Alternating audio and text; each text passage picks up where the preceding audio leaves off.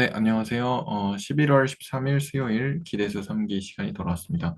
그래서 오늘은 이제 이한 선생님께서 어디죠? 수열의 수렴성 이 부분에 대해서 발표를 해주시기로 하셨습니다. 네, 화면 공유부터 하고 시작하겠습니다.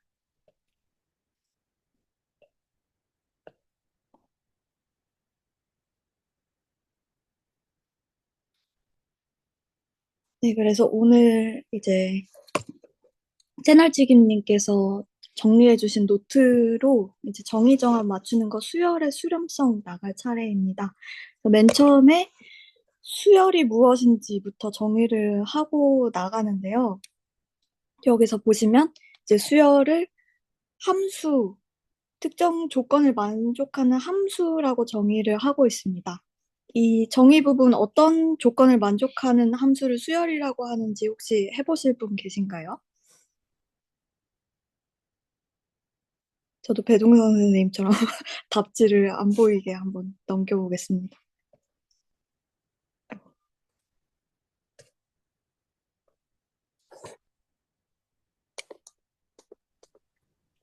제가 해보겠습니다. 좋습니다. 잠깐 컨닝을 잠깐 하고 고요. 음. 어, 어떤 함수인데요. 그 토폴로지컬 스페이스는 아직 안 나왔으니까 그냥 일단 스킵할게요. 그러고 이제 함수인데 자연수에서 실수로 대응되는 수열, 그 함수를 이제 수열이라고 합니다.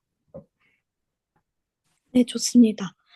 저도 같게 이해를 했는데요. 그래서 함수인데 정의역이 자연수고 이제 공역이 실수면 다 수열이라고 정의된다고 이해했습니다. 혹시 여기에 대해서 다른 의견 가지시거나 다르게 정의를 이해하신 분 계신가요? 만약에 없으시다면 그렇다면 기습 기습 정의 정합 맞추기 이거 함수로 정의가 되니까 우리 함수의 정의를 다 배웠었잖아요. 그래서 함수의 정의를 한번 짚고 다시 한번 다 같이 짚고 넘어가면 좋을 것 같아요. 그래서 함수의 정의 얘기해 주실 분 계신가요? 함수는 뭘로 정의가 됐었죠? 어떤 거인데 어떤 조건을 만족하는 으로 됐었죠, 조건이.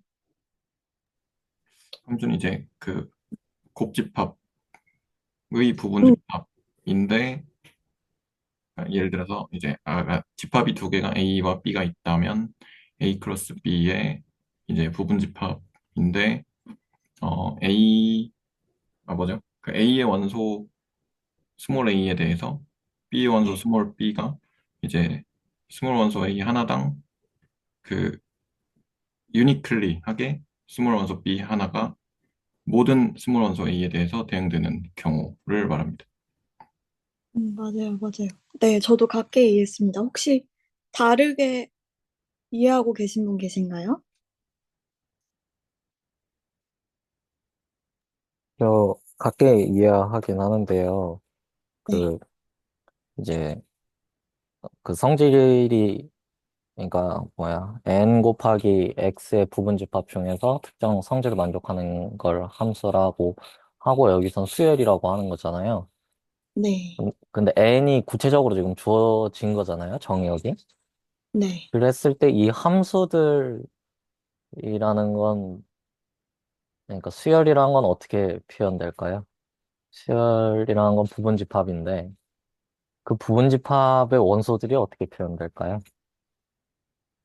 어, 이 함수의 원소처럼 튜플로 표현이 될 것 같습니다. n, 1, 네, x1 이런 식으로. 네. 특히 튜플 중에서 그 튜플들의 모임이 쭉 내가 나열한다면 어떻게 될까요? 뭐 1, 얼마, 2, 얼마, 3, 얼마 이렇게 되지 않을까요? 쭉 그렇게. 네. 그, 이제, 저도 그거 말씀드리고 싶어서, 그러니까 보통 함수는 항상 그렇게 표현은 하기 어려운데, 수열의 경우는 1, 뭐, 그 수열이란 함수의 그 n에 대한 상을 n이라고 한다면, 1, a1, 2, a1, a2, 3, a3, 뭐, 이런 식으로 쭉 가겠죠. 카운터블하게.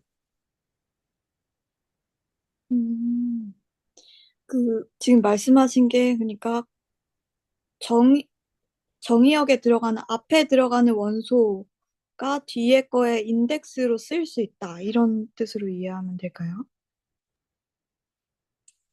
근데 인덱스, 예, 뭐 그렇게 이해하실 수도 있겠죠. 예, 음, 그런 것 같아요. 네. 네, 음, 좋습니다. 네, 맞아요. 그래서, 함수는 이렇게 곱집합인데, 이런 조건을 만족하는 곱집합이었고, 다른 말로 우리가 관계라고 정의했었던 것 같아요. 곱집합을, 그쵸? 맞나요? 제 기억이 맞나요? 음, 네. 그래서 이렇게 네, 정의를 할 수 있을 것 같습니다. 음, 좋습니다. 혹시 여기 관해서 좀 더 나누고 싶으시거나, 뭐 정의정합에서 좀 불편한 부분이 있으셨거나 하는 분 계시면 말씀해 주세요. 없으시면 수열의 수렴으로 넘어가면 좋을 것 같습니다. 그래서 수열의 수렴은 이제 이 얘를 입실론으로 읽는 거 맞나요? 입실론? 네, 아주 네, 네, 작은, 맞습니다. 아, 네, 그 입실론이 아니라 엡실론입니다. 아, 엡실론인가요? 그렇군요. 네. 입델이 아니라 앱델입니다, 사실. 네. 음, 그게 아주, 그 철자가 EP 이렇게 되죠? EPSLILON인가? 이렇게 되죠? 엡실론 이렇게 그렇게 되는 걸로 알고 있는데 맞나요? 네, 그런 것 같습니다. 음, 좋네요. 네, 그래서 이 아주 작은 양수 엡실론을 가지고 와서 이제 이렇게 정의를 합니다. 저는 수열의 정의에 비해서 상대적으로 이 수렴하는 정의는 이 엡실론도 가져와야 되고, 뭐, 자연수에 속하는 이 엡실론 때문에 생기는 이렇게 N 엡실론도 생기고 이런 게 되게 복잡하게 느껴졌는데, 혹시 이 부분에 대해서 좀 불편하다, 그래서 좀 이런저런 생각을 해봤다 하시는 분 계시면 나눠주시면 좋을 것 같아요. 보시면은 수열이 수렴하는 거는 결국에 이 어떤 거에 이 자연수에 대응하는 이 x 값이 어느 하나로 가까워진다는 건데, 보면은 정의를 할 때 이 정의역에 해당되는 n, 그러니까 n 입실론이랑 이 입실론을 가져와서 한다는 게 저는 좀 신기하게 느껴지긴 했습니다. 그러니까 여기에 있는 애를 말하기 위해서 여기에 있는 애부터 짚고 나가야 된다고 얘기하는 것 같아서 네, 혹시 뭐 비슷하게 생각하신 분이나 관련해서 말씀하시고 싶은 거 계신 분 있으시면 말해주시면 좋을 것 같아요. 저는 약간 직관이 네, 뭐죠? 이렇게 X축에다가 1, 2, 3, 4 이렇게 쭉 숫자를 자연수를 나열하고 그다음에 수열이 이제 함수니까 이렇게 막 점을 찍어볼 수 있잖아요. 네. 그러면 그 점 찍어보는 애들이 뭐 처음에는 뭐 이렇게 흩어져 있다가 그러다가 이제 수렴한다고 하면 이렇게 좁아지는 이런 느낌으로 요거를 좀 바라봤거든요. 그러니까 엡실론을 어떤 걸 잡아도 그 절대값의 an-알파가 그 엡실론보다 작아야 된다라는 게 엡실론을 작게 작게 잡아도 그게 절대값이 작아진다는 얘기가 이렇게 스퀴즈 되는 느낌? 위아래로 음, 이렇게 딱 음. 스퀴즈 되는 느낌으로 네, 저는 그렇게 네, 이해를 했습니다. 아, 여기 절대값이 있으니까 이게 위아래로 스퀴즈가 되는 느낌인 거군요. 이현 선생님께서 질문하신 부분하고는 좀 다른데, 저는 네, 요게 사실 정의가 좀 어려운 편이라고 생각을 해요. 그래서 네, 일단 정합을 제가 한번 맞춰볼까 하거든요. 그냥 네, 좋습니다. 개인적으로 이 정의를 안 보고 한번 말해 보고 싶어요, 이거는. 네, 그래서 일단은, 수열 AN을 하나 고정하고요. 네, 그리고 어떤 그 수열의 공역이 x인데 우리는 그냥 r이라고 한다고 치면 실수열 하나를 고정하고 그리고 실수 알파 하나를 고정했을 때 an이 알파에 수렴한다는 거는 이제 모든 양수 엡실론에 대해서 자연수 n이 존재해서 음, 만약 스몰 n이 대문자 n보다 크다면 an과 알파의 절대값이 이실론보다 작다라고 그럴 때 이제 an이 알파에 수렴한다라고 얘기할 수 있을 것 같습니다. 음, 네, 맞습니다. AN과 알파의 차이가 엡실론보다 작다. 네네네. 음. 이제 혹시, 나름 어려워가지고 이 정의가 다른 선생님들도 저 정합 맞춰보면은 좋을 것 같아요, 이거. 네, 저도 네, 한번 해보겠습니다. 어, 수열 AN이 있고, 이제 1부터 무한대까지, n이 이제 1부터 무한대까지 되는 수열 AN이 있고, 그리고, 각각의 엡실론에 대해서 그, 라지 n 엡실론이라는 숫자가 있어서, 어, 스몰 n이 라지 n 엡실론보다 클 때, 절대값 an 마이너스 알파가 이제 엡실론보다 작다면 그 수열 an이 알파로 수렴한다라고 할 수 있습니다. 음, 네, 좋습니다. 네, 그러면 저도 한번 해봐도 될까요? 네, 그럼요. 네. 네, 저도 수열 AN이 이제 알파로 컨버지 한다라는 것의 정의는, 어, 어떠한 양수, 어떠한 양수, 임의의 양수 입실론을 가져오더라도, 이제 자연수 n이 항상 존재해서, 그 어떠한 자연수 n이 항상 존재해가지고, 그 n번째 이후로는 이후에 해당하는 모든 자연수에 대해서, 그 n번째 이후에 해당하는 모든 그 수열에 대해서는 알파와 그 AN의 차이를 엡실론보다 작게 만들 수 있다. 예, 그 차이라는 거는 AN에서 알파를 뺀 거에 절대값 씌우는. 예, 그렇게 할 수 있다면은 AN이 알파로 수렴한다라는 거 이야기한다라는 것이 네, 음, 정의라고 저는 이해하고 있습니다. 그래서 그 엡실론을 주어지면은 그때 이제 자연수 뽑기 때문에 여기 그 채널지기님이 쓰신 거에도 n에다가 엡실론을 옆에다가 첨자로 쓴 이유가 이제 엡실론이 디펜드하기 때문에 예, 그렇게 쓴 것으로 저는 이해하고 있습니다. 네, 좋습니다. 네, 음, 보겠습니다. 네, 네, 수열 AN에 대해서 음,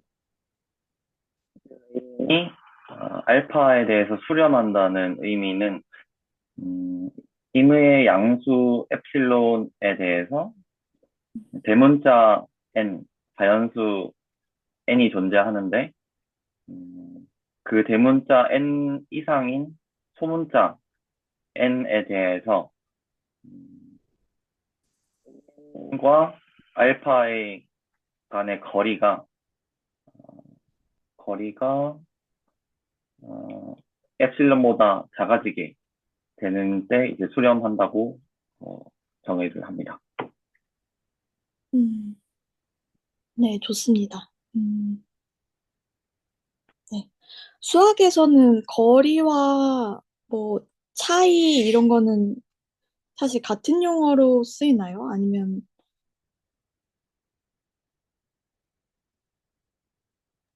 그 보통, 제가 아, 아, 네, 말씀하세요. 네. 아, 이태호 선생님 먼저 말씀하세요. 예.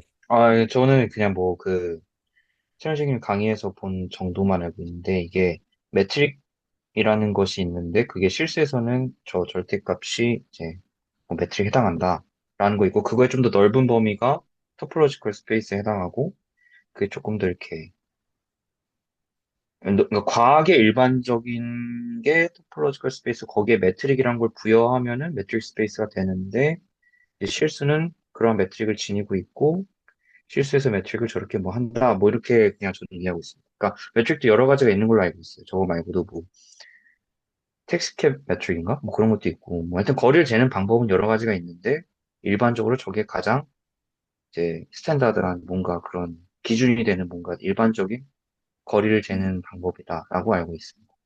네, 이상입니다. 네, 감사합니다. 그 말씀하셨듯이 거리는 수학에서 그 정의가 명확한데요. 매트릭이죠. 근데 차이는 좀 확실하지 않은 것 같아요. 제 생각엔. 그러니까 A와 B의 차이라고 할 때 A-B인지 B-A인지 절대값 A-B인지 그거는 맥락에 따라 좀 다른 것 같거든요.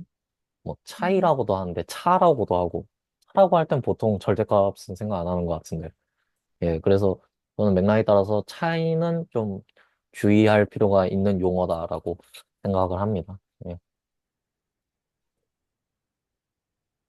그렇군요.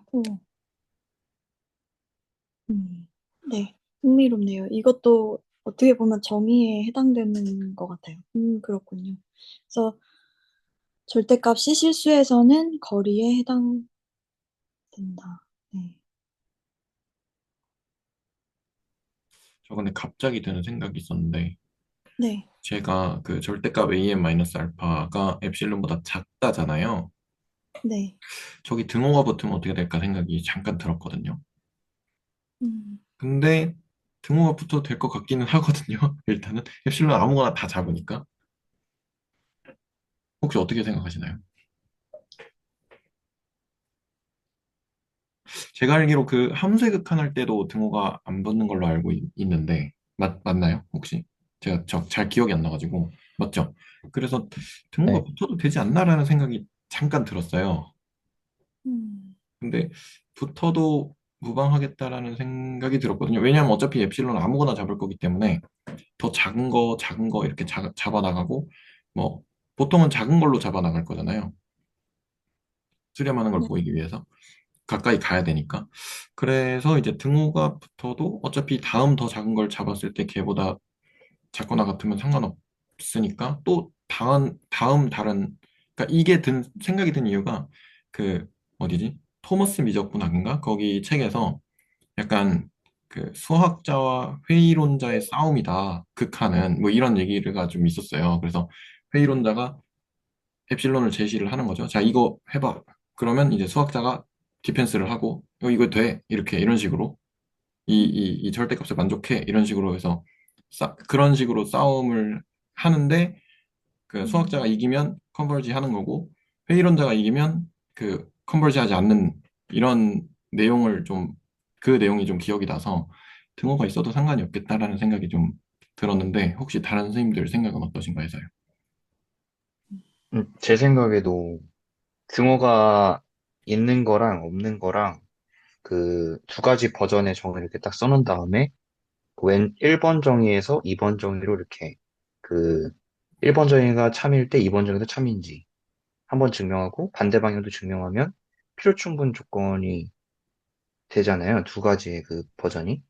저는 그거 할 수 있을 것 같아요. 그래서 그 이유는 배동 선생님 말씀하신 것처럼 이제 어떠한 입실론 잡아도 됐었으니까 예를 들어서 뭐 입실론보다 작게 만들 수 있다. 지금 원래 정의에서 그 뭐죠? 이렇게 등호가 있는 정의로 가려면은 당연히 어떤 입실론을 꺼내도 작으면 작거나 같다도 되는 거고 그 방향은 이제 너무 자명하게 되는데 반대 방향 그 등호가 붙었을 때 안 붙는 게 되려고 하려면은 이제 2분의 입실론을 잡으면 되죠. 이쪽에서는 2분의 입실론을 잡고 그거보다 작거나 같다를 증명했으니까 이쪽에서는 2분의 입실론의 2배인 어떠한 입실론에도 이게 되게끔 뭔가 이렇게 하면은 예, 될 것 같아서 양쪽을 다 증명할 수 있을 것 같아서 저도 등호를 넣는 게 나 않는 거나 같다고 지금은 예상이 됩니다. 네. 네, 감사합니다. 저 등호 얘기 나왔으니까 이 입실론 쪽에서 있으나 없으나 이제 괜찮을 것 같다라는 이야기도 나왔고요. 그러면 이제 등호 보면은 저 옆에 왼쪽에 스몰 n이 라지 n 입실론보다 크거나 같다 있잖아요. 거기에 등호 빼면 어떨까요? 그거도 같을까요? 걔도, 걔도 빼도 될 것 같거든요. 아, 걔는 안 되나? 걔도 빼도 될 것 같은데. 일단 저는 빼도 된다에 한 표 하겠습니다. 저도 빼는 건 상관없을 것 같은데요. 그리고 어차피 무한한 거에다 하나 더 이렇게 하면 되지 않을까요? 예, 자연수니까, 예, 된다고 생각해요. 네. 어쨌든 그 라지 N 엡실론이 존재만 하면 되는 거잖아요. 그리고 그거보다 큰, 뭐, 같아도 상관없고, 네, 아무튼 그렇습니다. 혹시 다른 선생님들, 네, 의견 어떠신가요? 저는 지금 살짝 헷갈리는 게 그러니까 여기에 만약에 2분의 1을 하거나 뭔가를 한다 하면 얘가 원래 이 엡실론의 디펜던트한 애잖아요. 그러니까 여기도 다 이렇게 해줘야 되는 건가요? 지금 좀 약간 헷갈리는데. 음, 지금 엡실론이 고정된 상태에서, 네. 라지 N을 뽑을 수가 있는 거고, 그러면 그 라지 N을 뽑으면 걔보다 크거나 같은 모든 N에 대해서 저게 존재하는 거니까, 음, 어, 네. 이, 안 이 되나? 1번은 확실하게 되는 것 같다고 저도 생각을 하는데, 이 방향이 좀 어렵네요. 생각하는 게. 음.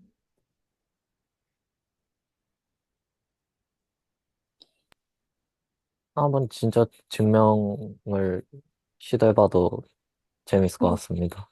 네네. 이 AN과 알파의 차이가 엡실론보다 작으면 우리가 여기서 증명해야 되는 것부터 확실히 한번 적어보고 넘어갈까요? 그럼 AN-알파가 엡실론보다 작거나 같으면 어, 모든 각각의 입실론에 대해서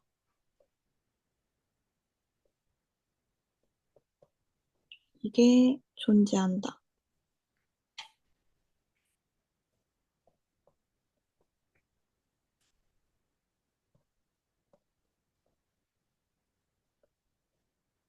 이게 우리가 증명하고자 하는 게 맞나요?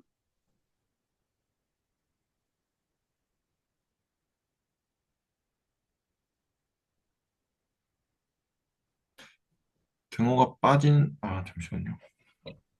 좀 헷갈리네. 그러니까 지금 등호가 있는 쪽에서 없는 쪽으로 가는 네, 거죠. 네네. 그러면은 등호가 있는 쪽에서 이제 2분의 입실론을 잡더라도 우리는 어떤 라지 n 2분의 입실론을 찾아낼 수 있고, 찾아낼 수 있죠. 그 이후부터는 다, 2분의 입실론보다 그 거리가 좁아지게 되는데, 음, 작거나 같게끔 되는데, 이제 지금 찾은 2분의 입실론을 디펜드하는 그 자연수, 그 녀석에 네. 대해서 이제 걔 이후에는 입실론보다 작겠죠. 음, 아, 그래서, 이, 네. 걔 음, 이후부터는 2분의 입실론보다 작거나 같으니까 입실론보다는 아예 스트릭트리 작겠죠. 음, 아, 그러면은 우리는 그러한 n을 찾아냈으면 이제 된 음, 거, 예, 우리는 n만 찾으면 되니까, 아, 네, 이 존재성을 증명해야 되는 거니까 그렇군요. 예, 예, 자연수 n만 찾아가지고 그 이후부터는 거리가 이제 엡실론보다 항상 작게 만들 수 있다. 그것만 하면 되는데, 이제 2분의 입실론에 대해서 이제 등호가 있는 정의 버전에서 2분의 입실론에 대해서 작거나 같게끔 n을 딱 골라 놓은 다음에 그 n을 고르면은 그 n 이후부터는 이제 그냥 2분의 입실론이 거의 2배 한 거보다는 항상 더 작을 테니까 그렇게 하면은 되지 않을까라고, 예, 생각합니다. 음, 음, 지금 질문이 정의를 바꿔도 되냐에 대한 질문인 거죠. 네, 맞습니다. 네. 네, 우리가 수열의 수렴성 그러니까 정의를 했을 때 직관적으로 저희가 n분의 1이랑 대상을 n을 크게 하면 뭐 0으로 갈 거라고 직관적으로 생각을 하잖아요. 네. 그걸 논리적으로 설명하기 위한 도구로서 요거를 제시를 한 건데 그러면 저희가 정의를 바꿔도 되냐는 질문을 하게 된다면 뭐 지금 뭐 요 프레임워크로는 뭐 기존 뭐 n분의 1이 0으로 수렴한다는 걸 증명할 수 있을 거예요. 근데 우리가 바꾼 정의로도 그 현상이 설명이 되냐라고 해서 예시로 같이 보면 좋지 않을까라고 저는 생각을 음, 하거든요. 네네네. 그러니까 지금 정의만 뭐 왔다 갔다 하면 그냥 계속 뭐 약간은 좀 혼란스러울 것 같아가지고 그러니까 기본 이렇게 음, 프레임워크는 이걸로 가져가되 그럼 정의를 바꾸면 우리가 잘하는 그거를 잘 설명하게 되냐라고 음. 예시를 갖고 해보면 좋지 않을까. 네, 좋네요. 앞으로 예시들이 나오니까 거기에 이제 등호를 붙여도 되는지 한번 음, 생각을 해보면 되겠군요. 그쵸? 네. 아니, 그, 예, 그 증명하는 거잖아요. 네네네. 증명 기초라고 해야 될까? 그런 걸 이제 저는 가정을 어느 정도 하면 어떨까? 우리 기대수에서 이런 걸 상상을 하는데요. 네. 어, 이제 증명을 방금 이태호 선생님이 말씀을 해주셨는데, 네, 너무 이제 맞는 말인데, 뭐랄까, 증명을 어떻게 하는지에 대해서 제가 좀 말씀을 드리고 싶어서요. 네. 어, 혹시 제가 화면 공유 좀 하고 좀 얘기해도 어, 될까요? 네. 네네네. 이 얘기가 재밌어가지고, 제가 좀 나서고 싶네요. 잠깐 화면 공유를 끄겠습니다. 네, 해주세요. 네. 그, 화면 공유. 그러니까 이제, 결국에 정의를 바꾸자라고, 아니, 바꿀 수 있다라는 거를 증명한다는 건 그냥 단순히 필요 충분 조건 얘기하는 거죠. 그래서 이제 일단은 우리가 그 수렴의 정의인 거예요. AN이 이제 수열이고, 실수열이죠. 그리고 알파가 실수일 때, 리미트 AN이 알파다. 얘 정의로 우리가 지금 택하고 있는 게 뭐죠? 방금 우리 정합 맞췄던 거? 그 등호 없는 버전 말씀하시는 거죠? 예, 정의. 네. for each epsilon, 어떠한 임의 양수 엡실론을 가져오더라도, 네. 어떠한 자연수 n이 존재해가지고,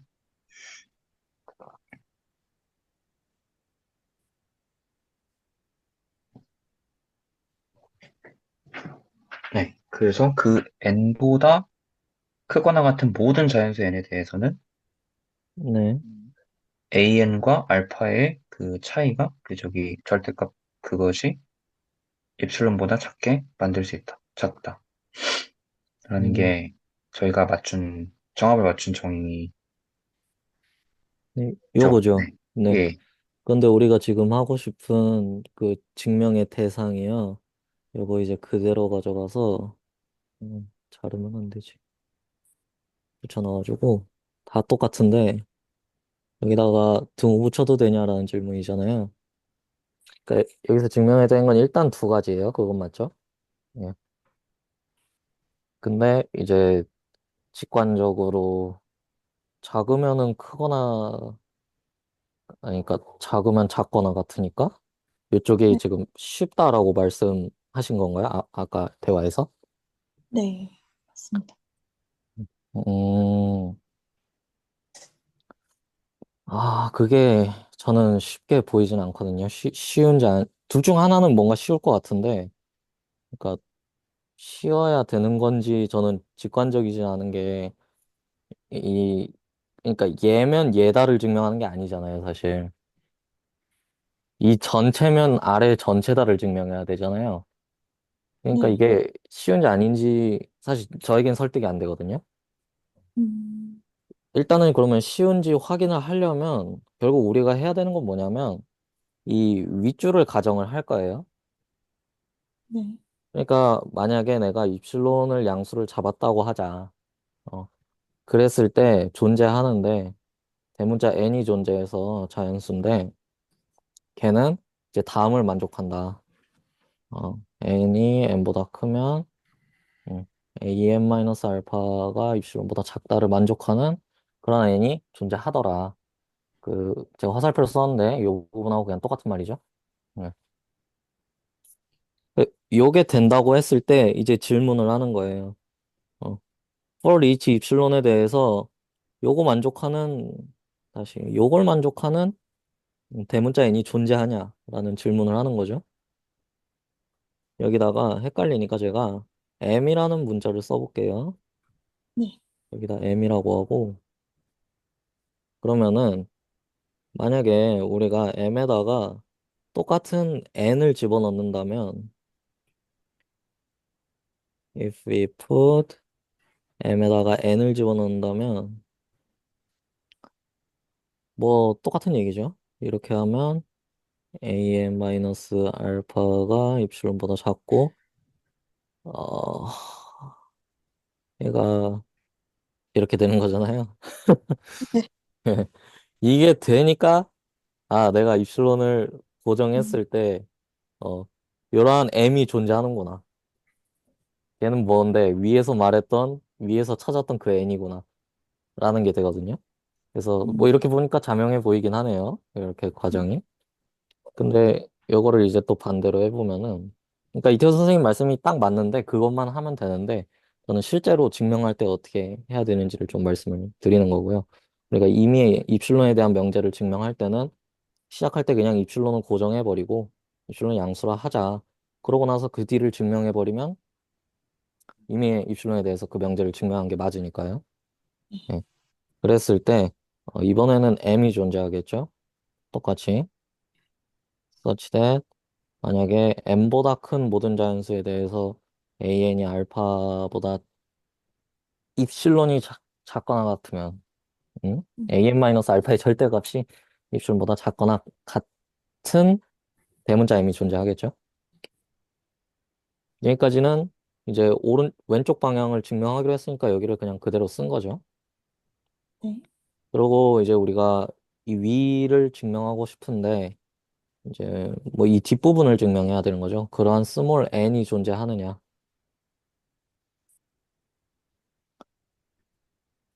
그러니까 사실 이렇게 하면은 페일을 한다는 건데, 그러니까 입실론을 잡았을 때 어떻게 해야 돼? 잠시만요. 만약에 그냥 똑같이 해볼게요. 일단은 제가 뭐 증명을 대부분의 증명이 다 알고 하지 않게 되니까 그냥 똑같이 해볼게요. 네.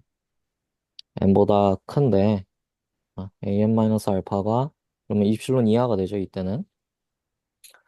그런데 얘를 입실론 이하라고 해서 입실론보다 작다고 할 수는 없으니까 이제 좀 어려운 문제가 생기는 거죠. 그랬을 네. 때 이태호 선생님 이제 아이디어를 써야 되는데 어, 여기서는 이제 요거를 2분의 입실론으로 바꿔버리는 거죠.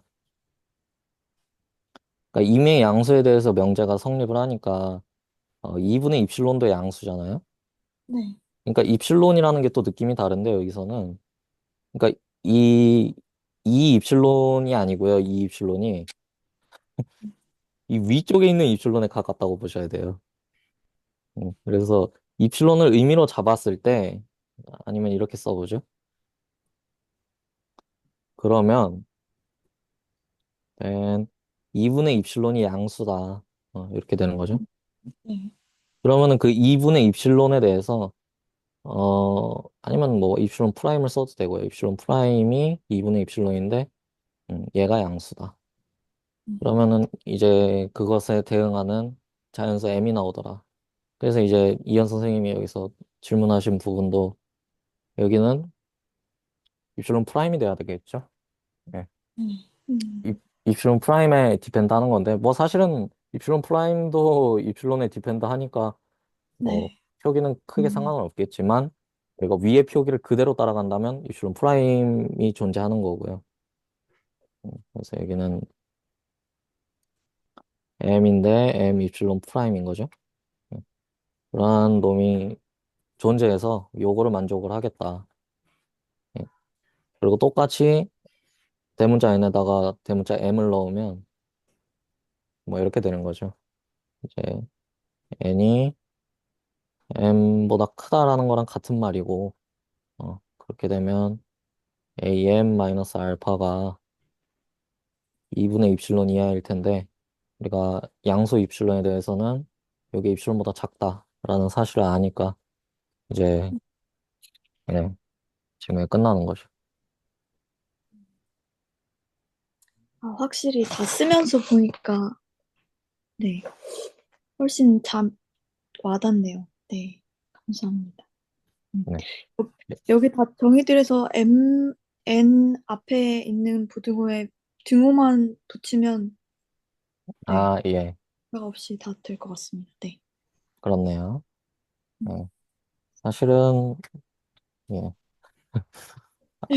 안 붙인 거에서 이제 알 수 있듯이 붙이든 말든 이제 이것도 상관이 없군요.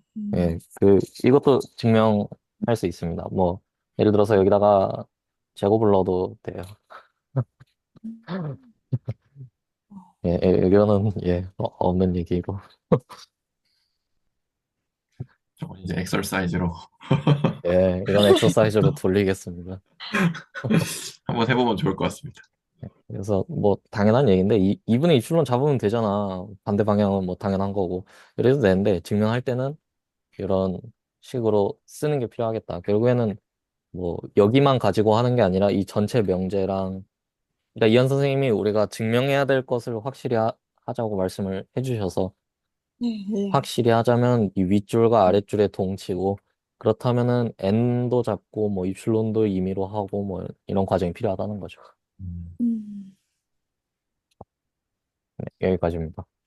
네, 확실히 써서 보는 게 좋은 것 같아요. 나중에 우리 오늘 나오는 그 증명에서 앞뒤 서술 내용만 바뀌어도 다른 증명이 되는 것처럼 이렇게 써서 보니까 확실히 좋은 것 같습니다. 자명해지는 것 같습니다. 감사합니다. 음. 네. 이 수, 공유는 네, 네, 말씀해 주세요. 어떻게 공유 마무리 할까요? 아니면 뭐 어, 질문 있으시면 얘기해도 되고요.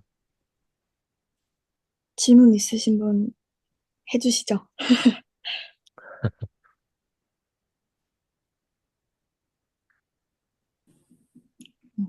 자명했었나 봅니다. 네, 네, 알겠습니다. 음, 공유 중지하겠습니다. 좋습니다. 그러면 제가 다시 진도를 나가기 위해서 공유를 하겠습니다. 그 정의인데도 이 등호를 붙이고 떼고 할 수 있다는 점에서 보면은 이 수열의 수렴은 약간 우리가 눈에 보이지 않는 수들을 생각하다 보니까 좀 자유도가 있는 느낌이네요. 예를 들어서 자연수에서는 뭐 1 다함수가 뭔지 우리가 말할 수 있지만 실수에서는 그거를 말할 수가 없고 그거를 어떻게 보면 이 수열의 수렴을 통해서 얘기를 하고 있기 때문에 네, 좀 자유도가 있는 느낌인 것 같습니다. 좀 눈에 안 보이는 애들을 설명하다 보니까 개인적인 느낌이지만. 네, 혹시 이 부분 관련해서 또 말씀하시고 싶으신 거 있으신 분 있으시면 해주시면 좋을 것 같아요. 별건 아닌데, 방금 전에 이현 선생님 말씀해주신 거에서 이제 정의가 막 약간 좀 자유도가 있다라고 하신 네, 거에서 이제 실제로 전공책 보면은 네, 어디에는 정의라고 돼 있고, 어, 어디에는 시어렘이라 돼 있고, 어, 그러니까 정의를 차용하는 게 책마다 약간 달라가지고, 근데 실제로 해보면은 약간 음, 모르겠어요. 그러니까 어디서는 여기서부터 정의라고 하고 출발하고, 어디서는 딴 데서부터 정의라고 출발하고 좀 달라가지고, 그런 맥락에서 저도 비슷한 느낌을 받았어가지고, 네, 음, 좀 공감해요. 네, 이상입니다. 수학에도 그런 게 있군요. 저는 공학에서만 이렇게 사람들이 다 다른 정의를 쓰고 이런 줄 알았는데 수학에도 그런 부분이 조금씩은 있나 보네요. 신기하네요. 음. 그 말씀 나와서 그런데 저도 그 궁금하거든요. 그 어떤 네. 책은 데피니션이고 어떤 책은 시어럼이고 어떤 책은 코롤러리로 적고 어떤 책은 뭐 프로포지션으로 적고 근데 그 음. 차이가 어떤 차이인지 그 예를 들어서 지용현 선생님 같은 분은 어떤 문서를 작성할 때 어떤 기준으로 그렇게 나누는지 전 좀 궁금한 것 같습니다. 음. 지용현 선생님 지목을 당하셨으니까 답변을 해주시면 좋지 않을까. 물론 다른 분들께서 얘기해 주셔도 좋고요. 네. 저는 그냥 적당히 팩트라고 생각하면 그냥 정의로 돌려버리거든요. 음. 그러니까 적당히 팩트다라고 생각이 들면, 그러니까 그렇게 정의를 하는 순간 그거 갖고 이제 그 정의대로 하면 되는 거고, 만약에 정의 자체가 의심스럽다고 하면 뭐 더 내려가서 볼 수도 있는 거고, 아마 그 코롤러리 그런 책 나오는 이유가 아마 그 제가 리밋 저기에 등호 기호가 있잖아요. 그러니까 해석할 때 등호 기호를 이제 해석하는 방식이, 그러니까 모든 에필론에 대해서, 그러니까 A랑 B랑 같다라는 맥락을 해석하기 위해서는 어떻게 해석하냐면, 모든 양수 에필론에 대해서 A-B의 절대값이 양수보다 작다. 그러니까 입실론보다 작다. 그렇게 등호를 해석하거든요. 그거에 어. 따라서 코롤로리를 그렇게 쓰지 않았는가. 그러니까 저도 기억은, 그러니까 저도 그 책을 안 봐서 모르는데, 저는 보통 요거 정도는 그냥 데피니션으로 퉁치고 넘어가긴 해서 제 노트에도 그냥 이거는 데피니션으로 남겨뒀습니다. 음. 대부분의 사람들이 정의로 퉁치고 넘어가는지 아닌지가 중요한 것 같네요. 다른 사람들이 어떻게 보는지. 그, 방금 어, 아, 방금 먼저 말씀하세요. 네. 네. 방금 말씀해주신 그 해석학에서 A랑 B랑 같다를 어떻게 보는지에 대해서 좀 재밌는 것 같아요. 그래서 A랑 B가 같다가 저희가 이전에 했던 동시관계 그냥 그걸로 적었을 때랑 해석학으로 적었을 때랑 여러 개 비교해보면서 이렇게 써보면 재밌겠다라는 생각이 좀 드는 것 같습니다. 음. 저도 지우현 선생님 얘기 너무 재밌고요.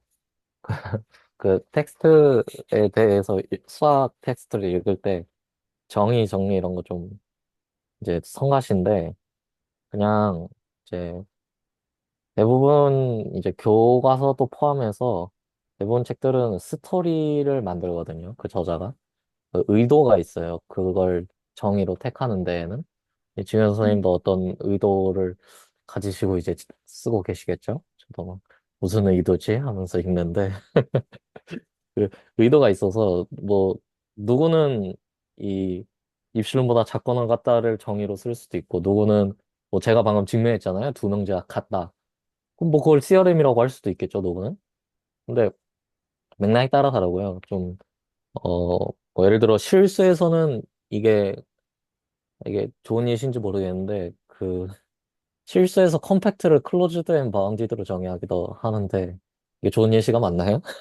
그러니까 컴팩트란 개념이 있어요. 그래서 근데 클로즈드랑 바운디드라는 개념은 더 쉬운 개념이거든요. 그러니까 클로즈드면서 바운디드인 걸 컴팩트라 하자라는 교재도 있는데 그게 일반적인 맥락에서는 성립을 안 해요. 그러면 그 일반적인 것까지 고려하는 저자라면 그렇게 정의 안 하겠죠. 클로즈드 앤드 바운디드라고 다르게 정의하겠죠. 심지어 뭐 컴팩트까지 갈 것도 없고 그냥 뭐 이 수열염에서도 동치인 조건이 굉장히 많잖아요. 그중에 사실 뭘 정의로 택해도 크게 상관은 없는 거죠. 그냥 내가 다 동치인 것만 알고 있고 사실 그래서 뭐 예를 들어 채널지기 선생님은 그 기준이 있으신 것 같은데 CRM을 되게 아끼시더라고요.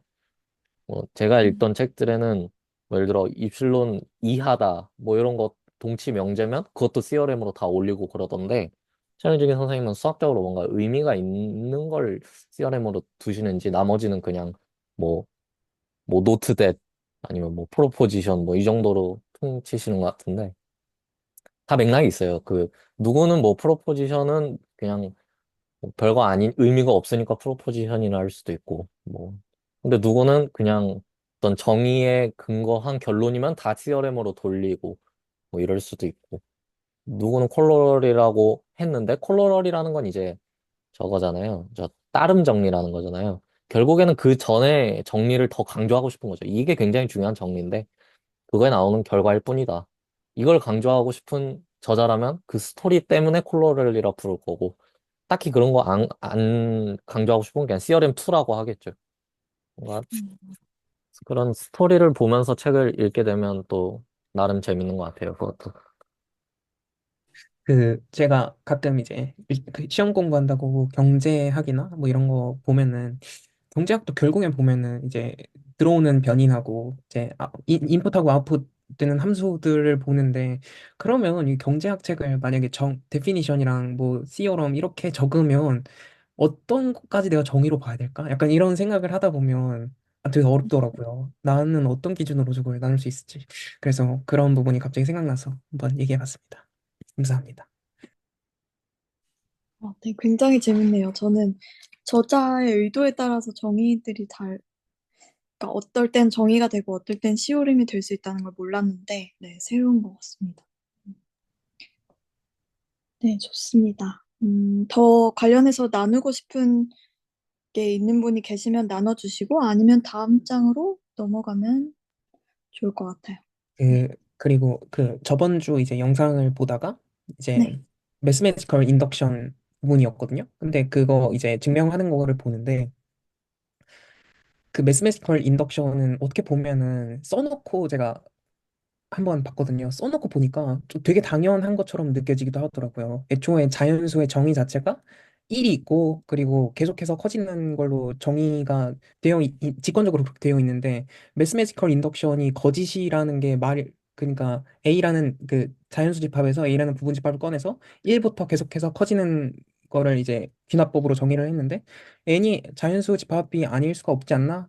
라고 그거를 보니까 뭔가 느껴지더라고요. 근데 그냥 그 증명을 따라갈 때는 되게 어렵다고만 느꼈거든요. 근데 그걸 적어서 명제를 다시 보니까 되게 당연한 것 같은데라는 생각이 들었거든요. 근데 방금도 이제 유엔 선생님께서 적기 전까지는 제가 이제 막 들어가서 무슨 말을 하는지도 이해가 안 됐거든요. 근데 그거 딱 보니까 뭐야 되게 당연하네. 근데 이거 안 당연했는데 약간 그런 게 직접 적어보면 되게 도움이 될 것 같더라고요. 그래서 말을 안 하면 안 할 것 같아서 다음 주에는 뭔가 하나 이제 슬랙에 적어놓고 그거를 한번 저도 한번 써서 한번 직접 보이면서 한번 해보면 좋겠다라는 생각이 들었습니다. 네. 굉장히 좋습니다. 그러면 다음 주에 발표작 이야기인가요? 저도 그렇게 이해했는데. 이거 혼자 하면 좀 부담될 것 같아서 이게 잠깐 짤막한 코너 정도로 약간 하겠습니다. 아, 네, 알겠습니다. 감사합니다. 너무 좋네요. 네. 그러면 다음 페이지로 한번 넘어가 보실까요? 이제는 어, 이, 이 정의에 대해서 우리가 생각해야 되는 조건들을 이제 스텝으로 이렇게 나열해 주신 것 같아요. 그래서 이, 이 입실론을 생각할 때 이제 각각의 모든 경우를 이제 하나하나씩 생각을 해야 되고, 네. 그래서 그 입실론에 네, 디펜딩한 의존되는 n이 있고, 방금 저희가 같이 다 얘기했던 네, 그런 내용들인 것 같습니다. 그래서 이그젠플로 이거를 하나 나오는데, 네, 저는 혹시 이 이그젠플 관련해서 나눠주실 거나 얘기하고 싶으신 거 있으신 분 계시면 얘기해 주시면 좋겠습니다. 이 n분의 1이 무한대로 갈 때 0으로 수렴하는 거를 이제 이 정의를 가져와가지고 증명을 하는 부분이었어요. 네, 혹시 특별히 의미 있다고 보신 분이 계시면,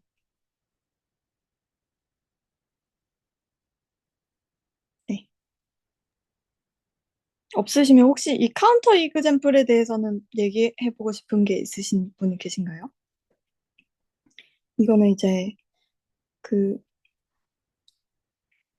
이 bn의 값이 실수지만 n이 홀수일 때, 뭐 1, 3, 5 이럴 때는 0이 되고 n이 짝수일 때는 음, 잠시만요. 맞나요? 어, n이 홀 수일 때 네. 홀 쓸 이, 때는 2가 되고 짝 쓸 땐 0이 되죠. 네, 그쵸. 이렇게 그래서 진동에서 수렴하지 않는 건데 이것도 이제 정의를 통해서 보이는 그런 이그젬플이었습니다. 혹시 관련해서 하고 싶은 말 있으신 분 계시면 해주시면 좋을 것 같아요. 저는 이 영상 보면서 이게 최노진님께서 입실론을 그 BM과 BM 플러스 연속하는 두 항의 차이가 항상 2니까 네. 입실론을 2보다 작은 걸로 잡으면은 뭔가 어, 증명을 할 수 있겠다라는 예상으로 이렇게 출발을 하셨다는 말씀하시고, 그 다음에 트라이앵글 이니퀄리티 이렇게 쓰셨는데, 이게 사실 1.7 이렇게 잡으면은 그 네. 증명이 안 되거든요. 오, 그러니까 예를 그래요? 들면 입실론은 2보다 작긴 잡아도 막 1.7 같은 걸로 잡으면 그 예를 들면은 지금 02, 02, 02 왔다 갔다 하는 애니까 1에다가 수렴한다고 가정하고 1 네. 기준으로 1.7 반경을 잡아버리면 항상 다 들어와요. 뭐든. 그렇네요. 어, 네. 그러면은 수렴의 정의를 이 입실론에 대해서는 저희가 반박을 못 하거든요. 이 모든 입실론에 대해서 그럼, 반박게끔 그 아닌가? 제가 어, 잘못 이해했나요? 잠깐만. 그 그쵸. 이 입실론에 대해서는 안 돼요. 그래서 그 음, 저희는 음, 이렇게 어떠한 일딱 가져와가지고 걔에 대해서는 안 된다고 얘기를 해줘야 되잖아요. 그래야지 이게 발산한다는 걸 증명하는 건데, 이제 이보다 작다고 해서 다 발산한다는 걸 증명할 수 있는 건 아니다. 그래서 1.7 음, 같은 입실론은 얘가 발산한 걸 증명할 수 없게끔 이렇게 입실론 반경 안에 모든 그 수열이 다 들어가기 때문에 음, 입실론을 한 0.5 정도로 줘가지고 예, 뭐 한다거나 이렇게 해야 하는데 이게 트라이앵글 이니퀄리티가 어떤 식으로 쓰였는지 저는 잘 모르겠더라고요. 그래서 그 방향이 뭔가 안 맞아요. 트라이앵글은 이보다 크거나 같다라는 거를 확실하게 해주는 도구인데 이걸로 이렇게 베타로 발산한다라는 거를 이렇게 생각이 가는 게 이제 음, 최현진님께서는 여기까지 하고 나머지 엑서사이즈 남기겠다라고 하셨는데 네. 예, 그게 그런 의미인지 저는 잘 모르겠어요. 근데 이보다 작은 입실론이라고 해서 음, 아무거나 이보다 작은 걸 잡는다고 해서 이제 다이버지 하는 걸 증명할 수 있는 건 아니라는 예시를 예, 음. 찾았습니다. 예. 어, 네, 굉장히 좋네요. 그러니까 우리는 이게 수열이 수렴한다는 걸 보이려면 모든 이에 대해서 어쩌고저쩌고 되는 걸 보여야 되는데 이게 수렴하지 않는다는 걸 보이려면 이게 이 조건이 안 되는 이 하나만 찾아도 엡실론 하나만 찾아도 되는데 이제 채널 지기님께서는 그 엡실론을 이 양수이면서 이보다 작은 거 안에서 찾을 수 있을 거다라고 해주셨지만 이제 이태우 선생님께서 해보니까 이 범위에 들어있는 애가 모두 다 안 되는 건 아니다. 그래서 네, 네네. 그래서 이 차이에 대해서도 볼 수 있는 좋은 코멘트인 것 같아요. 혹시 다른 분들 찾으신 분 계신가요? 어떤 저, 그, 건지. 네. 이태원 선생님 말씀을 잘 이해를 못해서, 혹시 입실론이 1.7일 때 왜 이 증명이 안 통한다고 말씀하신 거죠? 이, 음, 이 수열, 네. 네. 입실론이, 네. 네. 예, 말씀해. 말씀하세요. 네, 제가 여기 적어놨으니까 그냥 말씀드릴게요. 이 입실론이 1.7이면 이게 1일 때, 어, 여기서 입실론을 양 옆으로 더하면 이제 마이너스 0.7이랑 2.7이 되는데 이 수열의 값은 항상 0이나 2로 이 입실론 때문에 생기는 범위보다 안에 있으니까 이건 사실 수렴한다라고 이 값에 대해서는 그렇게 얘기하신 것 같습니다. 음. 네, 이보다 작은 거 아무거나 제시하면은 이제 다이버지 한다는 거를 보일 수 있다는 아니다. 그래서 네. 저희는 그 입실론 하나만 찾으면 되긴 하는데, 수렴하지 않는다는 거 보일 수 있는 입실론 딱 하나만 찾으면은 되긴 하는데, 그게 이제 이보다 작은 거 중에 아무거나 딱 고르기만 하면 끝나는 건 아니고, 예, 1.7 같은 거는 이제 1회 수렴한다고 그냥 1회 수렴한다라고 어떤 주장한 사람이 와가지고 입술은 1.7 딱 줄 테니까 해봐라 했는데 얘는 된 거죠. 그래서 이런 경우에는 안 먹히니까 이런 경우에는 0.5 이런 걸 줘야 되니까 음, 이보다 작은 거 입술은 아무거나 고른다고 해서 다이버지를 볼 수 있는 건 아니다 이 겁니다. 그래서 어쨌든 다이버지 하는 건 맞지만 네 그런 의미였습니다. 음, 어, 그, 근데 여기서 트라이앵글 이니퀄리티가 조금 이상하게 쓰인 거는 맞는 것 같은데요. 그, 그러니까 그거를 제외하더라도, 그러니까 저는 이 증명이 그 두 번째 줄에 지금 있잖아요. 그 쪼갰잖아요. 어쨌든 이게 쪼갠 게, 예. 아, 그런가? 아, 잘 모르겠네요. 근데 일단 써 있는 것만 제가 좀 보면은 네. 그 쪽에서 bn 플러스 1의 절대값 더하기 bn 플러스 1 빼기 베타 이렇게 됐잖아요. 네.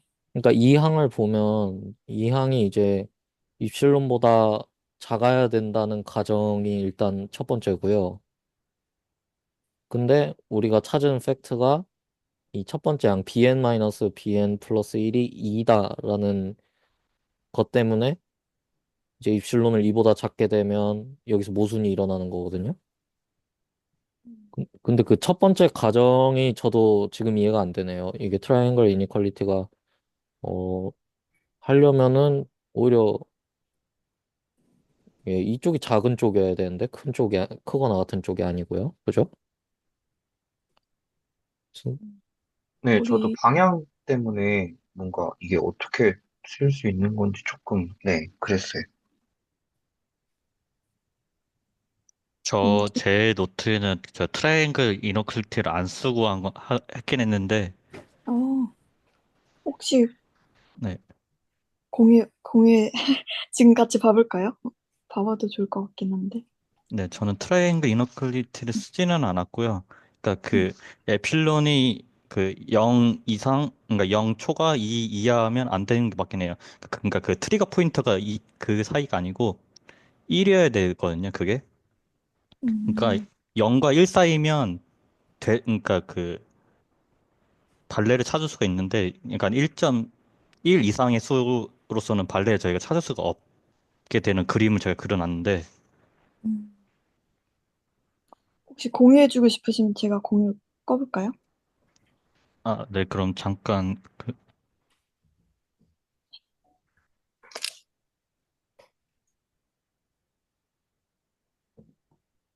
잠시만요.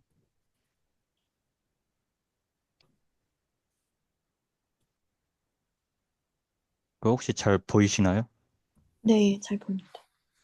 그러니까 어쨌든 저희가 생긴 수열이 약간 이렇게 위아래로 진동하는 듯한 이런 수열인데, 그러니까 저는 어떻게 증명을 했냐면, 음, 일단 뭐 케이스 두 개로 나눠서 했고, 그 다음에 에필로는 저는 1로 잡았어요. 그러니까 1로 잡았을 때 어떤 일이 생기냐면, 그러니까 뭔가 계산을 막 하다 보면 b가, 그러니까 이건 그 수량값을 b라고 했을 때 b가 마이너스 1,1에도 들어가야 되고, 그 다음에 1,3에도 들어가야 되더라고요. 계산을 해보니까. 근데 음, 이 b가 이 두 개를 동시에 들어가게 할 수는 없잖아요. 네. 그렇기 때문에 그 다이버전트 한다. 라고 저는 그렇게 증명을 했고, 이걸 그림으로 보여드리면, 그러니까 만약에 그 저희가 이거 이렇게 위아래 이게 다 진동을 하고 있는 상황이잖아요. 근데 여기서 에필론을 1로 잡게 되면 범위가 여기랑 여기인데, 요 에필론 1인 요 그러니까 B를 여기는 지금 비어있어 가운데가 비어진 상태인데 B가 여기도 있어야 되고 여기도 있어야 되니까 그렇게 할 수가 없다는 거죠.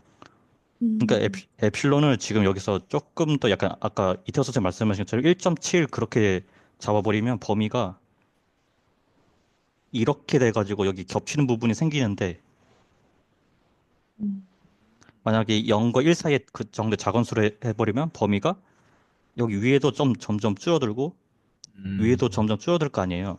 그럼 당연히 공통인 B는 더더욱 못 찾겠죠. 음, 음, 그래서 저는 그 케이스 두 가지로 나눴고 두 가지에서 엡실론 1로 잡아서 계산을 해봤더니 이렇게 공집합에 그 수량값이 들어가는 이상한 현상이 일어나서 결국엔 다이버전트 한다라는 식으로 증명을 해놨어요. 또 그림으로 보니까 또 보이는 게 또 다르네요. 네, 그래서 입실론 잡을 때 딱 1 정도만 그러니까 1부터 잡는 순간 그 발레가 생긴다는 얘기인 거죠. 음. 그 입실론을 1로 잡는 거를 저 그림을 그려두고 생각하신 건가요? 찾으신 건가요? 아니면, 일단 그 부등식 풀어놓고서 그 다음에 그림을 그렸어요. 음, 음, 음, 저 그림 보니까 되게 좋은 것 같고요. 보통 이제 수열 이런 거, 진동 같은 거 증명할 때 근데 그림부터 또 머릿속으로 생각하고 입술론 찾게 되기도 하는 것 같은데요. 그, 예, 입술론이 1 이하일 때 컨트라딕션을 일으킬 수 있는 게 맞는 것 같고, 이제 제가 생각을 해보니까 이제 채널지기 선생님이 그, 어떤 의도로 이렇게 하신지 알겠거든요. 근데, 음, 그렇게 해도 똑같은 결론이 나와요. 입술론이 1보다 작거나 같을 때만 모순이 나오거든요. 어, 요거 한번 보여드릴까요? 그냥 근데 똑같긴 해요. 그 트라이앵글 이니퀄리티를 그냥 반대로 쓰면 되거든요. 혹시 뭐 증명할까요? 뭐 필요하시면은 네. 제가 하면 좋을 것 해보는 같습니다. 것도 네, 좋을 것 같습니다. 네. 그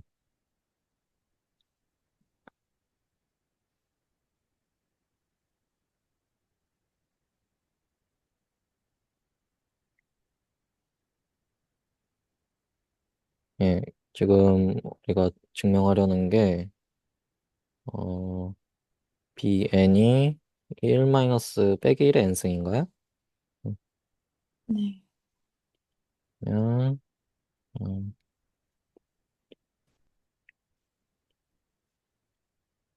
요거 증명하려는 거잖아요. 그래서 이제 언더 컨트롤이 음, 이제 모순을 일으키기 위해서 어, 베타를 이제 극한값이라고 둔 거고요. 그랬을 때 우리가 알 수 있는 게 모든 양수에 대해서 이렇게 하죠. 양수를 하나 잡았다고 했을 때 어, 자연수가 존재하죠. 자연수가 존재해서 such that n이 대문자 n 이상의 모든 자연수에 대해서 이번엔 다르게 써볼까요? 절대값 bn-베타가 입실론보다 작게 되는 만약에 n이 대문자보다 크다면 이렇게 되겠죠.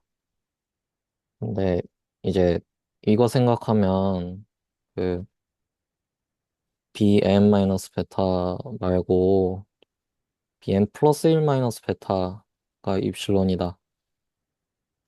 이거는 언제 만족을 할 거냐면 n이 사실 대문자 n보다 클 때 똑같이 만족을 하겠죠. 뭐 n이 대문자 n보다 크면 n 플러스 1이 n보다 큰 거니까요. 괜찮죠? 네. 그래가지고 따라서 그런 n을 픽스를 할 거고요. 그거에 대해서 우리가 아까 알고 있다는 팩트가 이 bn 플러스 1 빼기 bn 요게 이제 2라는 거잖아요.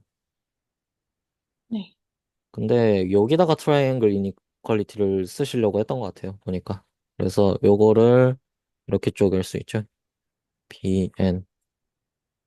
그러면은 우리가 극한 값의 정의에 따라서 요거를 2 입실론보다 작다라고 할 수 있잖아요. 그러니까 수렴을 정의하면 어떤 결론이 나오냐면 이런 결론이 나와요. 예. 그러니까 이게 지금 입실론이 1보다 커야 한다라는 결론이 나오잖아요. 예. 네. 그러니까 입실론을 임의로 잡았음에도 불구하고 요 결론이 나오니까 만약에 우리가 입실론에다가 어 입실론을 위 set 입실론을 1 이하로 잡게 되면 어 컨트라딕션이 나오는 거죠. 음, 그래서 이제 이태호 선생님 말씀에서 저는 되게 좋다고 생각하는 게 입실론을 뭐 2분의 1 같은 걸로 잡자. 그러니까 결국에는 컨트라딕션 할 때 이렇게 잡기보다는 구체적으로 잡는 게 이제 또 증명 기초 이런 거 공부할 때는 좋은 것 같거든요.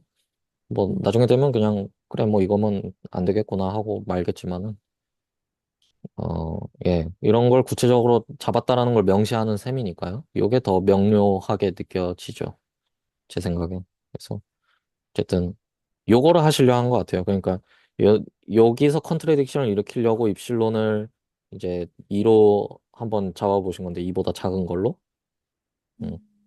근데 음, 이니퀄리티를 제대로 썼다면 사실 여기 얘가 2 입실론이 나오니까 1보다 작은 걸로 잡아야 한다라는 지금 선생님 말 1보다 작은 게 아니고 예, 1 이하인 걸로 잡아야 된다는 지금 선생님 말씀하고 똑같은 결론이 나올 것 같습니다. 그래서 이거에 대한 그림으로서 제가 그려놓은 게 0이 이렇게 있고 2가 이렇게 있을 때 양쪽의 입실론 잡을 때 1부터 2하로 잡게 되면 그 양쪽 두 공간 사이 어떤 동시에 음, 만족하는 그게 없어지다 보니까 음, 제 직관적인 그림은 그런 걸 설명해 둔 거고요. 음. 네, 좋네. 네.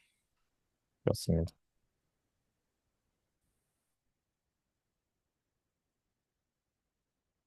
그럼 다시 진도를 나가보겠습니다. 이게 같이 스터디를 하니까 생각지도 못했던 방향으로 공부한 내용들도 볼 수 있어서 되게 좋은 것 같습니다. 네, 그래서 이 부분은 혹시 더 여기에 대해서 하시고 싶으신 말씀 있으신 분 계시면 말해주시고 아니면 넘어가면 될 것 같습니다. 네. 음. 네, 여기에 대해서도 저는 사실은 뭐 이 데피니션에 대해서 조금 더 보고 오늘 맞춰도 되지 않을까 싶은데 혹시 이 부분에 대해서 하시고 싶은 말씀 있으신 분 계시면 나서주세요. 아니면 에, 넘어가겠습니다. 이 부분은 이제 절대값이 어떤 성질을 가지는지 그래서 뭐 안에서 더할 때 밖으로 내보내면 여기 이런 등호가 생기고 이런 것들에 대한 건데 네, 넘어가도 좋을 것 같습니다. 네, 그래서 다음은 수열이 이제 바운디드 됐다는 것의 정의를 이제 또 실수에서 어떤 양수인 m을 가져와서 얘기를 하는 것 같아요. 그래서 AN에 관한 내용이니까. 네. 이 정의 혹시 연습해보고 싶으신 분이나 네, 관련해서 코멘트 있으신 분 말해 주시면 좋을 것 같습니다. 이, 네. 채널지기 선생님께서 특별히 이 우리가 한 정의랑 이 밑에 있는 내용이랑은 어, 이 for any n의 순서만 바꿔도 다른 증명이다라는 얘기도 해주셨는데 거기에 대해서 혹시 뭐 불편했던 점이나 좀 이해할 때 어려웠던 점이나 이런 거 있으신 분 계시면 그거 얘기해 주셔도 좋을 것 같아요. 저는 일단 정의를 한번 이야기를 네, 한번 해보겠습니다. 어떤 수열 AN이 바운디드라는 것은 M이라는 이제 양수가 있어서 뭐였죠? 잠시만요.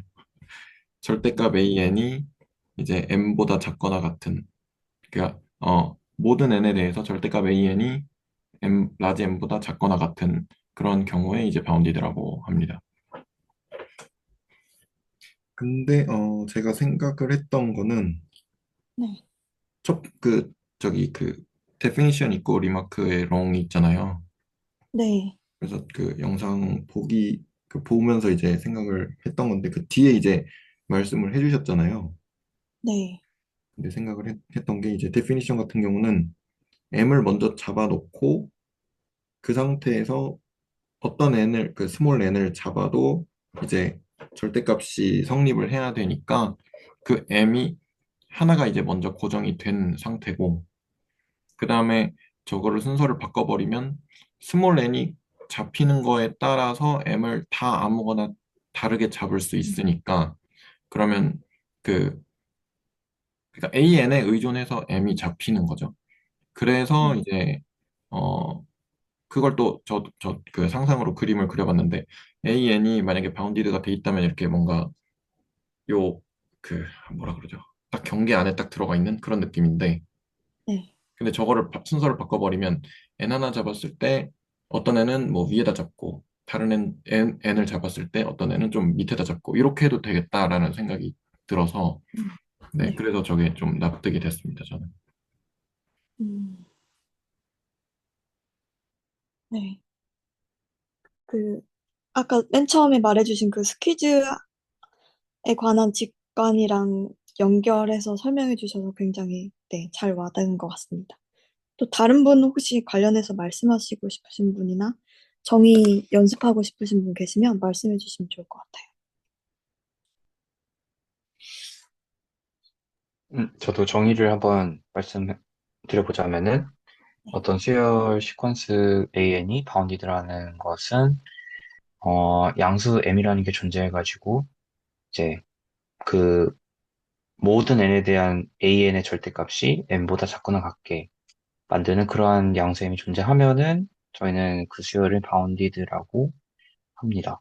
그리고 그 최현정님이 이거 순서를 바꾸면은 완전히 다른 이야기 된다고 하셨는데 예전에 유현 선생님이 한번 말씀하신 그런 비슷한 맥락인 것 같아요. 그렇게 좀 아예 바뀌어버리는? 네. 음,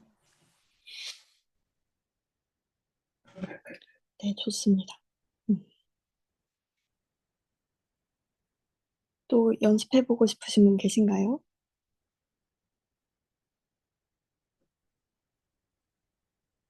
독파이 보면은 어, 모든 수열 AN이 바운디드라는 것은 M이라는 네. 게 존재하는데 그 M은 모든 항 모든 항의 절대보다 크면서 음, 모든 N에 대해 존재하는 놈입니다. 어, 뭔가 좀 이상했는데 아, 네.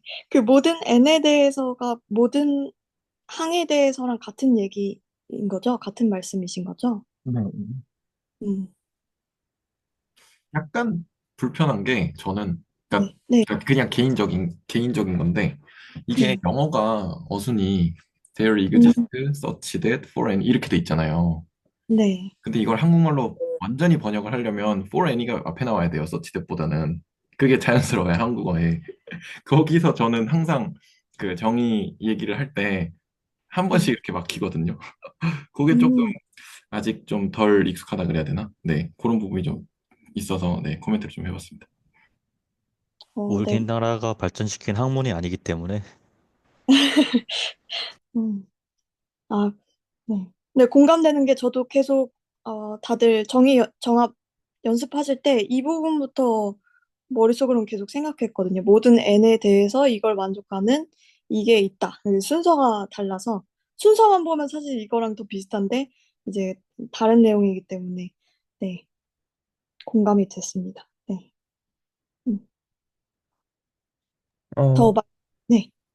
네. 제가 이번 주 영상을 아직 안 봐가지고 잘, 잘 모르거든요. 그 저번 주 아르키미디안 프로퍼티 말씀하시는 게 재밌어가지고 그거 보다가 음, 못했는데 근데 그냥 저 그래서 이 정의를 처음 보는데 궁금한 게 이제 저희가 앞에서 집합의 그 바운디드 어보브 막그 어퍼 음, 바운드 배우고 나서 이제 어떤 집합이 바운디드 되었다는 거는 이제 어퍼 그 상한과 하한이 존재하는 론의 집합을 이제 바운디드라고 한다고 이제 했던 걸로 기억을 하는데요. 근데 여기서 보면은 시퀀스에서 AN이라고 적혀 있고 저게 지금 아래 부분 집합으로 표시가 되어 있으니까 저거는 어떤 수열들이 모여 있는 집합처럼 쓰여진 거겠죠? 그러면은 저건 결국엔 집합일 것이고 그러면은 그 앞에서 했었던 게 이제 어퍼 바운드의 정의가 어떤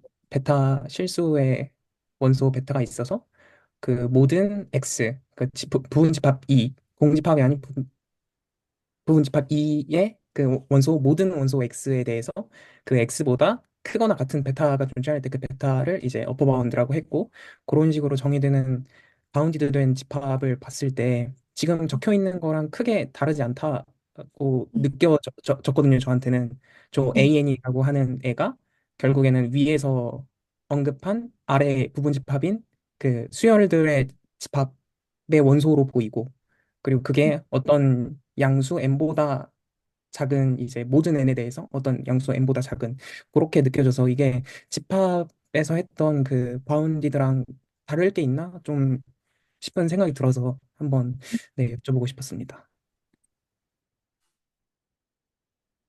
네, 굉장히 그 좋은 말씀이신 것 같아요. 저희 안 그래도 시작할 때 이 수열이 이제 정의가 이제 함수에서 오는 거고 함수는 결국 곱집합으로 정의가 되기 때문에 네, 굉장히 좋은 코멘트인 것 같습니다. 다른 분들 혹시 관련해서 말씀해 주실 거 있으시면 말해 주시면 좋을 것 같아요. 이게 다른 정의로 느껴지시는지 아니면 단순히 이 상한한 얘기를 이제 수열해서 한 번 더 중복해서 얘기한 걸로 느껴지시는지. 저는 중복해서 얘기하는 걸로 느껴지긴 하거든요. 말씀해 주신 것처럼. 저도 저는 약간 비슷하게, 네. 아, 네, 음. 말씀하세요. 아, 네, 그 궁금한 게요. 그 김나원 선생님 얘기해서 궁금했던 게 저 AN에다가 중괄호를 썼기 때문에 저게 일종의 집합처럼 해석을 하셨다고 제가 들은 것 같은데 혹시 그런 의도가 맞으셨나요? 저도 그 부분이 헷갈렸거든요. 그 함수로서 수열이라는 게 결국엔 자연수에서 이제 뭐 실수든 어디로 가는 함수로 정의되어 있으니까 그런 함수로서의 수열을 모아놔서 아래 부분 집합인 거지 인 건지. 근데 그러면 아래 부분 집합이 아니라 n 곱하기 아래 부분 집합이어야 될 것 같은데 아래 부분 집합으로서 적혀 있으니까 저거는 그냥 단순히 음. 그 그런 것들을 모아는 게 아닌가, an 각 항들을 모아는 게 아닌가. 그래서 어떻게 봐야 할지 저도 조금 헷갈려가지고, 네. 그래서 음, 그런 의미로 처음에는 네, 그냥 수열의 항들을 모아놓은 집합으로서 생각해서 말씀드렸던 것 같습니다. 수열의 음. 항들을 모아놓은 집합이면 이제 뭐라고 할 수 있을까요? 여기서는 우리의 정합이 맞추어져 있잖아요. 수열을 함수로 본다. 함수는 곱집합의 부분집합이다. 그건 오케이인데 여기에서 나온 표현을 생각하면 실수의 부분집합이라는 거 보면 곱집합의 부분집합 얘기하는 것 같지는 않고, 네. 그러면 AN들을 모아놓은 집합, 그게 뭐죠?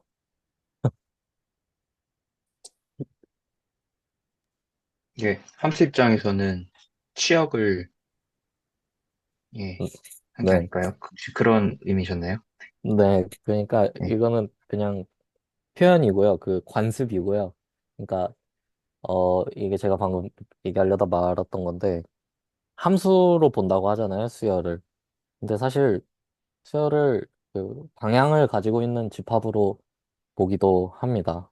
물론 그 방향이 자연수처럼 되게 이쁜 하나, 둘, 셋, 넷, 다섯, 여섯 이런 방향을 가지고 있는, 우리가 방향을 가지고 있는 집합에 대표적으로 알고 있는 게 여기까지는 얘기하지 말고 어쨌든 그런 관점에서 이런 표기를 쓰는 거고요. 결국에 이거 의미는 수열의 치역이 실수의 부분집합이다라는 표현이고요. 그래서 그런 관점에서 이제 정확한 질문은 이렇게 되는 거죠. 수열의 치역이 바운디드인 것과 우리가 수열이 바운디드인 건 지금 처음 정의를 했는데 그 두 개가 필요 충분 조건이냐라는 걸 김나우 선생님이 지금 그 궁금증을 말씀하신 거고, 예. 음. 맞는지 아닌지는 증명해봐야 알지 않을. 근데 뭐, 예, 뭐 직관적으로 느낄 수도 있을 것 같고요. 네. 근데 그 그냥 적힌 저거 보는 거랑 이제 말로써 저거를 치역이라고 얘기하니까 전혀 맞는 되게 당연하게 맞는 말인데 되게 어, 왜 생각 못했지? 약간 이런 게 좀 카운터 펀치한테 맞은 것 같은 느낌입니다. 그렇네요. 네.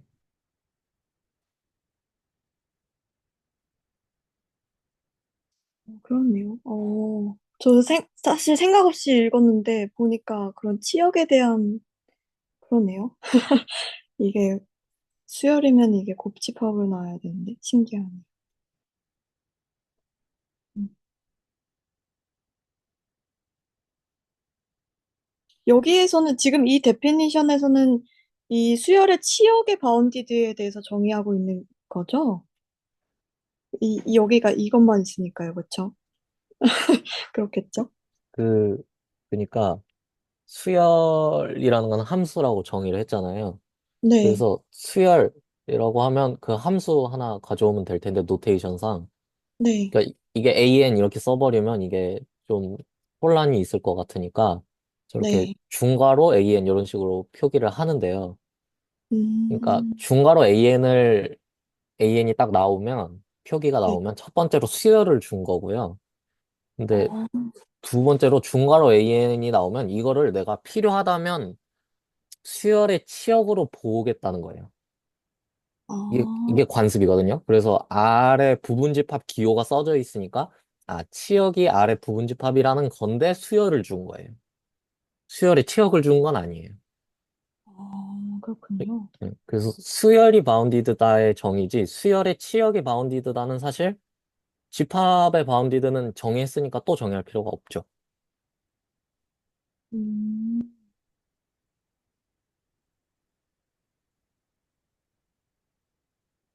그렇군요. 그러면 수열이 바운디드라는 것은 결국에 수열의 치역이 바운디드다라는 정의를 우리가 지금 보고 있는 거네요. 음, 아니요, 그게 아니라 잘못 그러니까 이해. 네, 임의의 집합에 대해서 바운디드냐 아니냐를 정의를 했고요. 네, 네. 임의의 수열에 대해서 바운디드냐 아니냐를 지금 정의를 했고요. 네. 근데 이제 질문이 생기는 거죠. 수열이 바운디드인 것과 수열의 치역을 집합으로 볼 때 그게 집합으로서 바운디드인 것이 필요 충분 조건이냐. 네네. 그런데 주어진 수열이 바운디드다라는 건 지금 여기에 있는 정의고요. 이거는 집합으로서 바운디드 한 것과는 아무런 연관이 없죠, 보기에는. 그러니까 음, 우리가 지금 증명해야 될 대상인 거고요. 그거에 대해서 증명이 될 것 같다라고 말씀을 나누시는 거죠. 어, 음,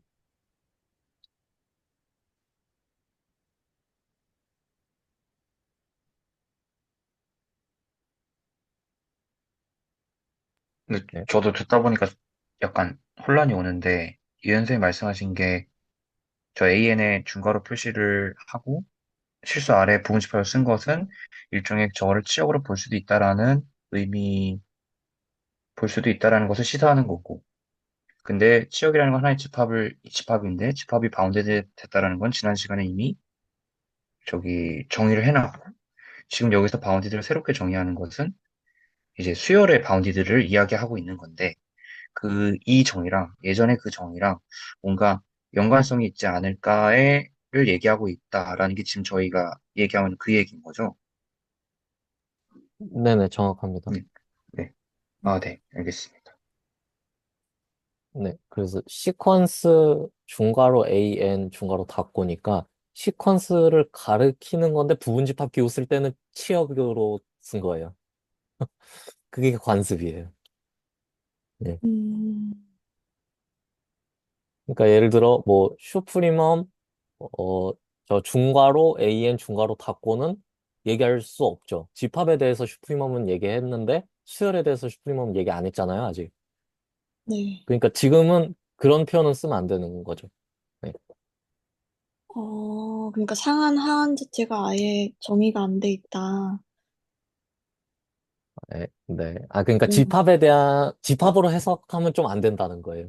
그, 저 아래 부분 집합일 때만 집합인 척 해줘야 되고, 그 외의 문장에서는 집합으로 보지 말고 수열로 보자는 거죠. 음, 예.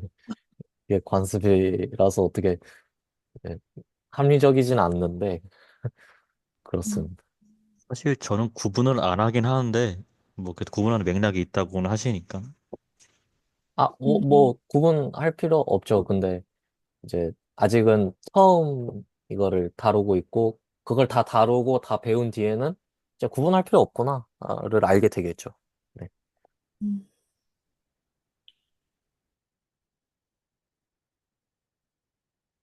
네, 좋습니다. 그러면은 수열이 바운디드 된다는 것은 이렇게 그 수열의 모든 항에 대해서 그 모든 항들이 어떤 의미의 양수보다 크기가 작거나 같으면 바운디드 된다라는 거고, 우리가 그게 어떤 집합이 바운디드 된 거랑 관련이 있는지는 앞으로 또 생각해 봐야 되는 문제이다. 이렇게 이해한 것 같습니다.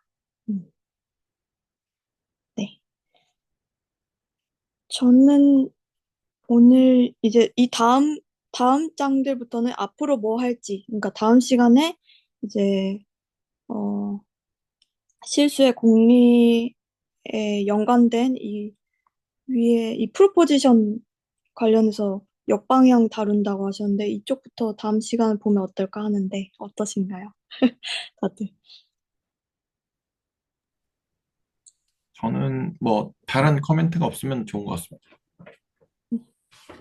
저도 좋습니다. 저도 좋습니다.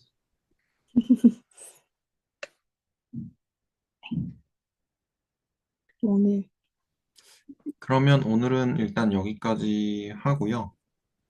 그리고 뭐 다음 시간에 또 추가적으로 다음 진도를 나가면 좋을 것 같습니다. 그러면 좋습니다. 공유 중지를 해주시고요. 레코드는 여기까지 하도록 하겠습니다.